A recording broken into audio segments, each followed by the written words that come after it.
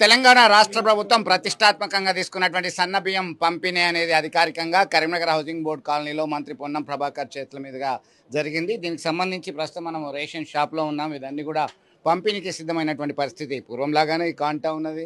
దానికి సంబంధించి ఒక రాష్ట్ర మంత్రులు ఎక్కడికక్కడ పంపిణీ చేస్తున్నటువంటి పరిస్థితి. డీలర్ ఉన్నారు. ఎట్లా చూస్తాం మనము సన్న బియ్యం మొన్నటిదాకా దొడ్డు బియ్యం వచ్చింది, ఇప్పుడు సన్న బియ్యం మీ షాప్ నుంచి పంపిస్తున్నారు. ఎట్లా ఫీల్ అవుతుంది?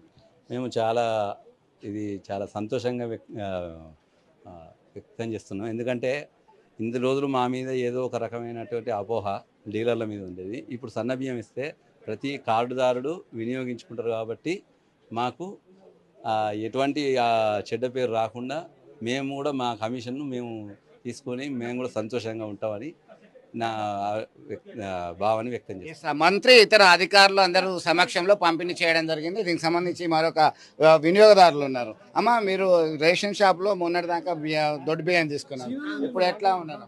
ఇప్పుడు సన్న బియ్యం ఇస్తున్నారు అంటే సంతోషంగా ఉంది సార్. ఇన్ని రోజులు దొడ్డు బియ్యం తీసుకున్నాము, ఇప్పుడు సన్న బియ్యం తీసుకుంటున్నాం కాబట్టి సంతోషంగా ఉంది సార్.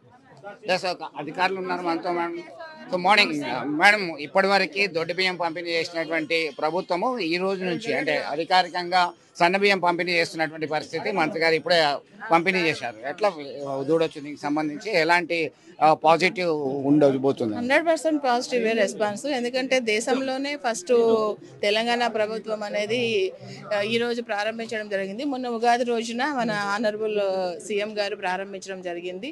ఇది చాలా చక్కటి ఇది. ఎందుకంటే డైరెక్ట్గా లబ్ధిదారులకు మాత్రమే పోతుంది. మిగతా ఎన్నో స్కీములు ఉండొచ్చు, కానీ ఈరోజు చూడండి, కరీంనగర్ జిల్లాకు సంబంధించి 2,76,000 కార్డులు ఉన్నాయి. దాంట్లో 8,10,000 మందికి ఈ రోజు నుంచి కూడా అందరికీ కూడా 6 కిలోల చొప్పున ఇవ్వడము అంటే చాలా ఎక్కువ లబ్ధి పొందుతారు ఈ ప్రోగ్రాం వల్ల అన్నది మాత్రం మాకు అర్థమవుతుంది. ఈ అవకాశాన్ని అందరు కార్డుదారులు కూడా వినియోగించుకోవాలి. ఈ రోజు నుంచి కూడా ఈ బ్లాక్ మార్కెటింగ్ కూడా ఉండదు అన్నది కూడా ప్రభుత్వం తరపు నుంచి కూడా తీసుకోవడం జరిగింది. మీరు అన్నట్టుగా ఆటోమేటిక్గా ఈ రీసైక్లింగ్ వ్యవస్థకి బ్లాక్ మార్కెట్ మహారాష్ట్ర పలు ప్రాంతాలకి ప్రతినిత్యం ఎక్కడో ఒక తనిఖీలలో పట్టుబడేటువంటి పరిస్థితి ఉంది. దానికి చెక్ పెట్టొచ్చా? ఇప్పుడు 100% చెక్ పెట్టచ్చు. ఎందుకంటే ఈ సన్న బియ్యం కోసమే వాళ్ళు దొడ్డు బియ్యాన్ని అమ్ముకొని సన్న బియ్యం కొనుక్కోవడం జరుగుతోంది. ఈ రోజు నుంచి మాత్రం ఆ విధంగా జరగదు. సో మొత్తం మీద ఇక్కడ ఉన్నటువంటి పరిస్థితిని ఒక్కసారి గమనిస్తే సన్న బియ్యము పంపిణీ చేయడం ద్వారా లబ్ధిదారులకి డైరెక్ట్గా వినియోగంలోకి వచ్చేటువంటి అవకాశం ఉందని అధికారులు స్పష్టం చేస్తున్నటువంటి పరిస్థితి. రేషన్ డీలర్ల సంఘం నాయకులు ఉన్నారు. మీరు ఎట్లా చూస్తారు? ఈరోజు సన్న బియ్యం ప్రారంభించడం శుభసూచకం. దీనివల్ల ఏంటంటే డీలర్లకు 100% బియ్యం సన్న బియ్యం కాబట్టి వినియోగదారు తీసుకునే అవకాశం ఉంటుంది, కాబట్టి కమిషన్ కూడా పెరుగుతుంది. ఇప్పటి వరకు మా మీద ఉన్న అభియోగం బ్లాక్ మార్కెటింగ్ చేస్తున్నారు అని దాదాపు కస్టమర్స్ అమ్ముకోవడం జరిగింది. అపోహ మా మీద రావడం జరిగింది. కాబట్టి ఆ అపోహ కూడా ఈ రోజుతో పోతుంది. కాబట్టి మేము కూడా ఫేర్గా 100% చేసి మాకు కూడా కమిషన్ పెరుగుతుంది. కాబట్టి ఇంకా కొన్ని వస్తువులు కూడా అమ్ముకోవడానికి మాకు అవకాశం ఇస్తే కొంచెం కమిషన్ కూడా పెరుగుతుంది. చాలా వరకు తక్కువ కమిషన్ ఉంది.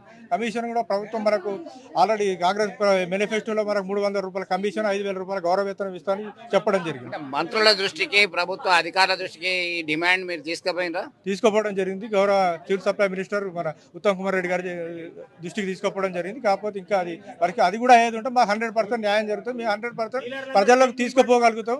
వీరు ఇంకా స్కీమ్ కు మంచి పేరు చేయగలుగుతాం.